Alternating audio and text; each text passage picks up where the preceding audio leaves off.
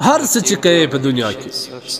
څومره خبرې چې کوې که درواغ وایې که رښتیا وایې که حق وایې که باطل وایې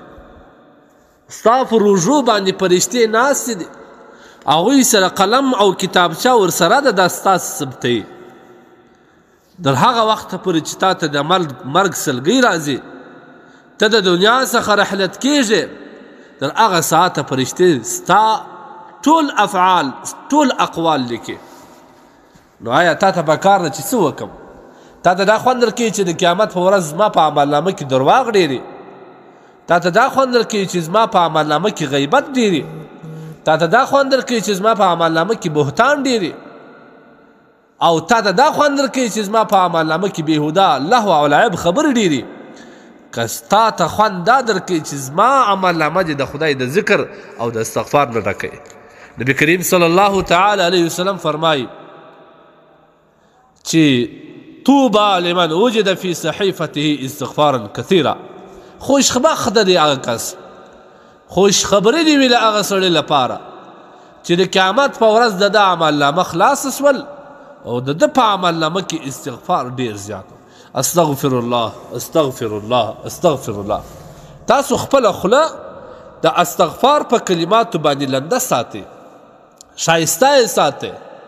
بجای د دې چې غلطې خبرې وکړې په مجلس کې بېهوده خبرې وکړې ډېرې خبرې وکړې چې د هغه سره درواغو احتمال سته د غیبت احتمال سته د بهتان احتمال سته لیکن پکار دا ده چې دغه پر ځای باندې دغه ذکر وکړې پکار اخته لا اله الا الله حدیث کې راځي افضل ذکر لا اله الا الله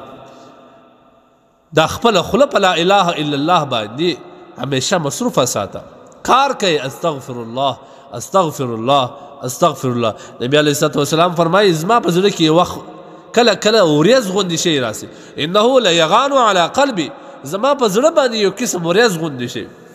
بیا زه د ورځې استغفار سل وارې وایم بیا هغه زنګ یا هغه ورځ زما د زړه څخه لیرې سي استغفار د انسان په رزق کې برکت راولي په عمر کې برکت راولي هر انسان چې روزانه استغفار وایي او بیا د زړه د اخلاص نه د حال ماضي کې توبه باسي پر هغه سړي باندې هېڅکله فقر نه راځي نن ما ورته عرض باندې د فقر څخه شکایتمند دی ولا کاروبار نسته ولا حالات خراب دي کاروبارونه بند دي د نړۍ پر سطحه کاروبارونه ودرېدل بېروزګاري زیاته سول هېڅ نه پیدا کېږي دا یو وخت نه ویل چې د بېروزګاري د ختمېدلو طریقه څه شی ده بل ته شکایت کوي خپل رب ته شکایت وکړه کنه لہذا پکار دا ده چې سړی استغفار وایي کوم کس چې ځان د استغفار عادي جوړ کړي عادت یې ځان کې واچي هغه کس باندې الله فقر نه راولي واقعاتو کې راځي امام ابو یوسف رحمه الله دا د امام صاحب رحمه الله شاګرد دی وایي کله چې امام صاحب رحمه الله دی استوي د قاضي قضات جوړ سو د هغه د جوړېدو لپاره دی استوي وصایای امام اعظم رحمه الله په نامه یو کتاب دی په هغه کې دا راغلی دی ګورې یو چاته د قاضي القضات رتبه ورکول کیږي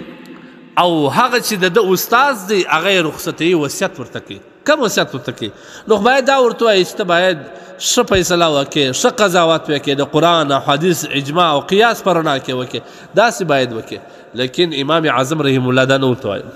امام اعظم رحمه الله ورته وایي ای ابو یوسفه ای یعقوبه ته د خلکو په منځ کې چې ناست یې خپله ژبه دې په ذکر باندې مشغوله ساته تر څو چې خلک ستا څخه دا عزه کړي ځکه شاعر وایي ہم یاد کریں گے وہ ہمیں یاد کریں گے یوں ہی دل برباد کو آباد کریں گے څوک چې موږ یادوو هغه بیا موږ یادوي هغه ذات دی چې برباد زړه آبادوي لہذا پکار دا دی چې انسان ذکر وکړي همیشه خپله خوله په ذکر باندې وساتي د بې ځایه خبرو څخه د بهتان څخه د غیبت څخه یو مجلس کې کښې د غیبت شروع سو طریقه یې دا ده بس ځینې ولاړ سه که دی بس ته خپل ذکر باندې ځان مشغوله ساته باک مه ورباندې کوه